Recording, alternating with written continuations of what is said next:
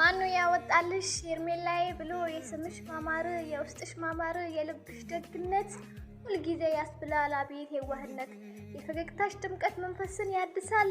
የውበትሽ ማማር እንደ ፀሐይ ጮራ ሁልጊዜ ያበራል።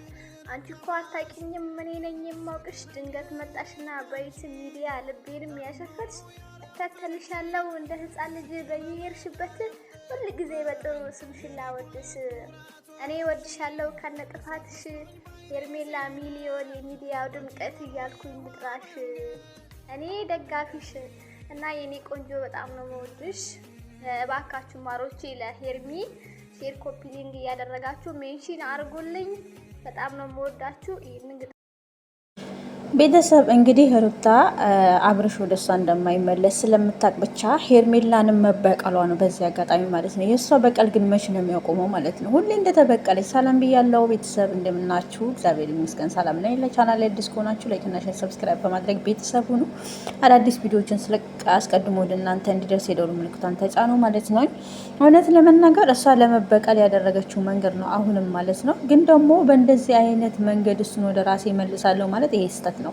እሷ ምንድነው እሱ ሀሳቧ ወደ ራሷ እንደማይመለስ ስለምታውቅ ግዴታ ከሄርሜላ ጋር ማለያየትና ማራራቅ ነበረባት። ከዚህ ፊት የሰራችውን ስራ ነው የሰራችው እንጂ እርግጠኛ ነኝ መጨረሻውን ሳታውቅ እንደዚህ ተደስታ መግቢያው ላይ አትገባም ነበረ። መጨረሻው ላይ ደግሞ ያለው እንግዲህ አልቅሰው ነው የተለያዩትኝና ማለት ነው። ብዙዎቹ የሄርሜላ አምባ ነው የእሷ ሀቅ ነው። እሷን እንደዚህ ማድረግ የለባትም። ሄርሜላ አምናት ነበር።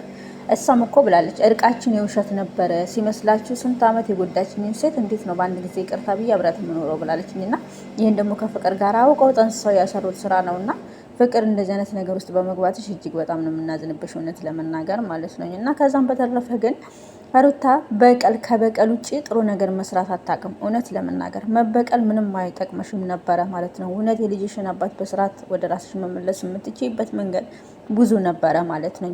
በእንደዚህ አይነት መንገድ ሳይሆን ከሄርሜላ ጋር ራሱ እያለ በአንዳንድ ነገሮች በጣም ብዙ የምትመልሽባቸው መንገዶች ነበሩ ማለት ነው። ልጁ በጣም ስበዛ የዋህ እስከሆነ ድረስ የይቅርታ ሰው እስከሆነ ድረስ ማለት ነው። ግን አንቺ ምን አደረሽ? አሁንም ከሄርሜላ ጋር ማለያየትን እሱ እናንተ እኮ አሁን ያደረጋችሁት ሄርሜላ ንጹህ ሴት እንደሆነች፣ ንጹህ አፍቃሪ፣ ንጹህ ሴት እንደሆነች፣ እውነተኛ እንደሆነች ነው እየመሰከራችሁ ያላችሁት ማለት ነው። አንቺ ሞንሽ ፍቅር ማለት ነው። የትናንትናው ትናንትና አልፏል። በትናንትና በሬ ያረሰ ስለሌለ ማለት ነው። ባለፈ ክረምት ቤት እንደማይሰራ ሁሉ በትናንትና ታሪክ ላይ ዛሬ አይደገም ብዬ አስባለሁ። ግን አንቺ ያንን ሁሉ እንትን ብያለሁ ብለሽ ብታስቢ ኖሮ ተጎድቻለሁ ምናምን ነገር ብለሽ ብታስቢ ኖሮ እመኚ ማለት ነው ድጋሜ እንደዛ ነስተት አትሰሪም ብዬ አስብ ነበር። ግን ታጥቦ ጭቃ እስከሆንሽ ድረስ መልሰሽ ያንኑ ጥፋት አጠፋሽ ማለት ነው። በዚህ መንገድ ያሸነፋችሁ መስላችሁ ሆ በልሽ ያበል ሆ እያላችሁ ገባችሁ። መጨረሻችሁ ማለት ነው በለቅሶት እንትን አላችሁ።